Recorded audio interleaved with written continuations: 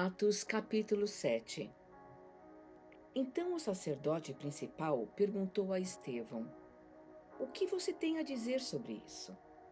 Estevão respondeu: Amigos, pais, irmãos, o Deus da glória apareceu a nosso pai Abraão quando ele ainda vivia na Mesopotâmia, antes de se mudar para Harã, e ordenou: Deixe sua terra, sua família e vá para a terra que eu vou mostrar a você.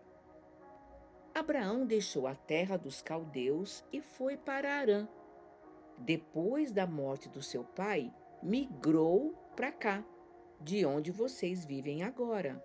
Mas Deus não lhe deu nada, nem um palmo sequer, prometendo que a terra seria dada ao seu filho, ainda que Abraão não tivesse filho nessa época. Deus revelou que sua descendência se mudaria para uma terra estranha e ali seriam duramente escravizados por 400 anos, mas prometeu: Vou tomar providências contra os seus dominadores e trazer meu povo para cá para que me adorem aqui. Deus firmou uma aliança com Abraão e a assinou na carne do patriarca pela circuncisão. Abraão teve seu filho Isaque e 8 dias depois fez o sinal da circuncisão no menino também. Isaque tornou-se pai de Jacó. Jacó, pai dos 12 pais, e cada um passou adiante o sinal da aliança.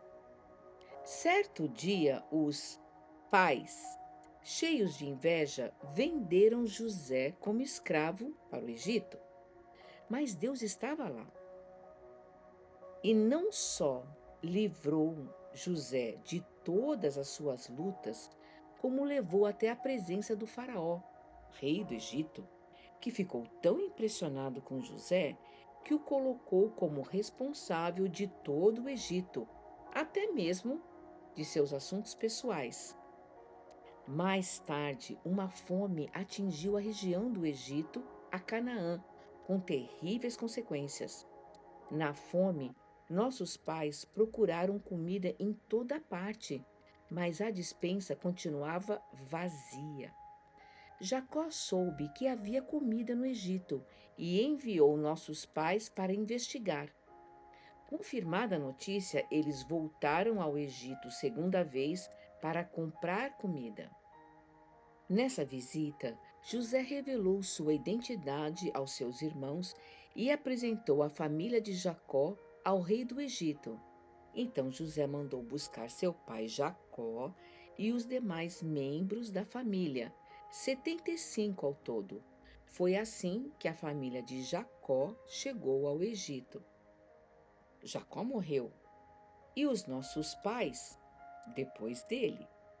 Eles foram levados a Siquém e sepultados num túmulo que Abraão havia comprado dos filhos de Amor por um bom dinheiro.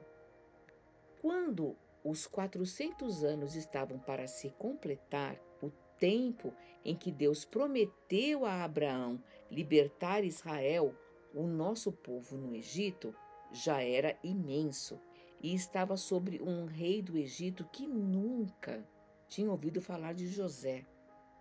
Ele explorou o nosso povo sem piedade, a ponto de nos forçar a abandonar os recém-nascidos, condenando-os a uma morte cruel.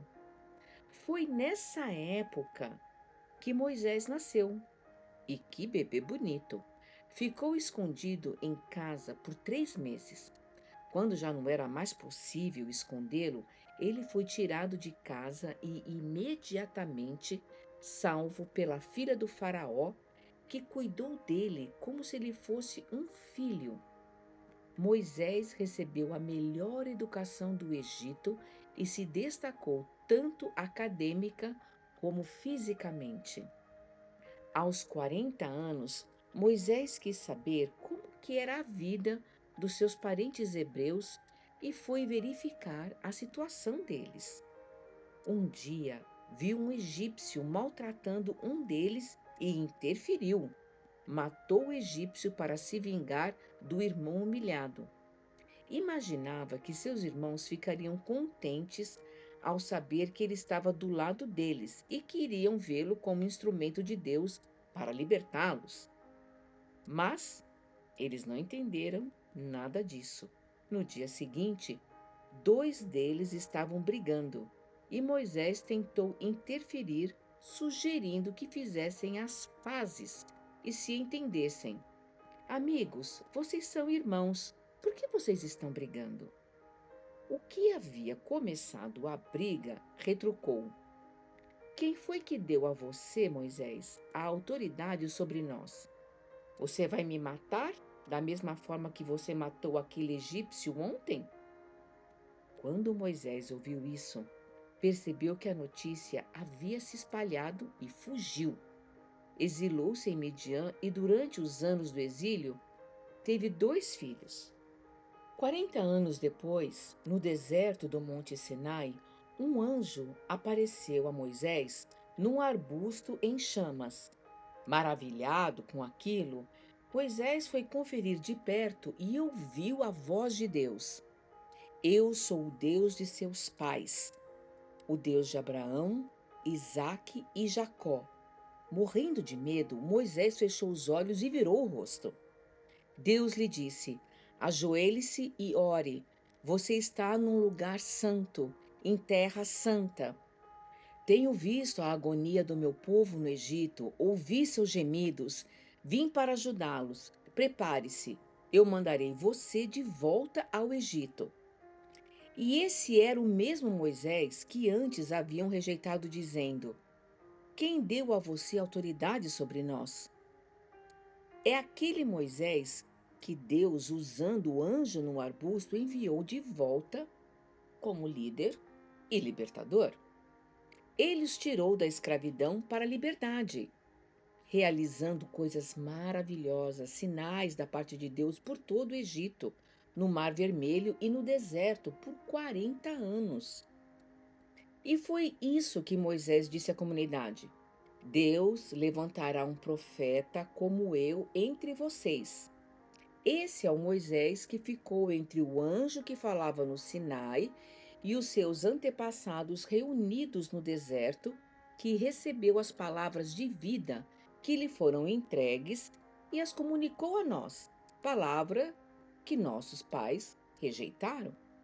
Eles tinham saudade dos costumes egípcios e reclamaram com Arão: Faça para nós deuses a quem possamos ver e seguir.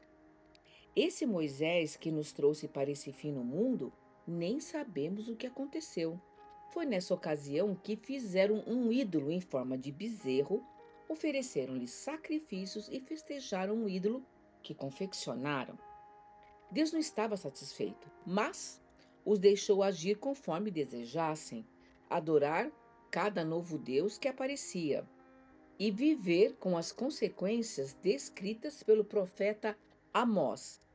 Vocês me trouxeram oferendas de animais e grãos durante 40 anos no deserto, ó Israel. Que nada! Estavam ocupados demais construindo santuários para os deuses da guerra e as deusas do sexo, adorando-os de todo o coração e com toda a sua força. Foi por isso que eu os mandei para o exílio na Babilônia. Durante esse tempo, nossos antepassados tiveram um santuário em forma de tenda para o verdadeiro culto, feito conforme as especificações que Deus dera a Moisés. Esse santuário os acompanhava enquanto seguiam Josué, quando Deus eliminou os pagãos da terra. Eles ainda tinham o tempo de Davi. Foi então que Davi pediu a Deus para construir um lugar permanente de adoração, mas quem construiu foi Salomão. Mas isso não quer dizer que o Deus Altíssimo vivia num edifício feito por homens. O profeta Isaías expressa com muita clareza essa questão. Ele disse: O céu é a minha sala do trono, eu descanso meus pés na terra. Então, que tipo de casa vocês pensam que vocês podem construir para mim? Onde eu possa descansar e sossegar? Ela já está pronta, eu a construí. A verdade é que vocês continuam teimosos, com o coração insensível e com os ouvidos fechados. Vocês deliberadamente ignoram o Espírito Santo como fizeram seus antepassados. Houve pelo menos um profeta que não tenha recebido o mesmo tratamento? Seus antepassados mataram todos os que se ousaram a anunciar a vinda do justo. E vocês mantêm a tradição da família. Vocês são traidores e assassinos. Todos vocês. Vocês receberam a lei de Deus que foi entregue por anjos como um presente, mas vocês a desprezaram. Mal Estevão acabou de falar, o povo deu razão à fúria, com vaias, assobios e ofensas. Mas Estevão, cheio do Espírito Santo, nem prestou atenção. Tinha os olhos apenas para Deus, porque o estava vendo em toda a sua glória, com Jesus ao lado. Ele exclamou: Uau! Vejo os céus abertos e o Filho do Homem ao lado de Deus. Gritando e vaiando, a multidão arremeteu contra ele como um estouro de boiada. Arrastaram-no para fora da cidade e o apedrejaram. Os líderes pediram a um jovem chamado Saulo que tomasse conta das roupas de Estevão. Enquanto as pedras caíam como chuva, Estevão orava: Senhor Jesus, recebe meu espírito. Em seguida, Estevão ajoelhou-se e orou alto o bastante para que todos ouvissem: Senhor, não os culpem por causa desse pecado. Essas foram as últimas palavras de Estevão e depois disso ele morreu. Saulo estava ali, comemorando com os assassinos de Estevão.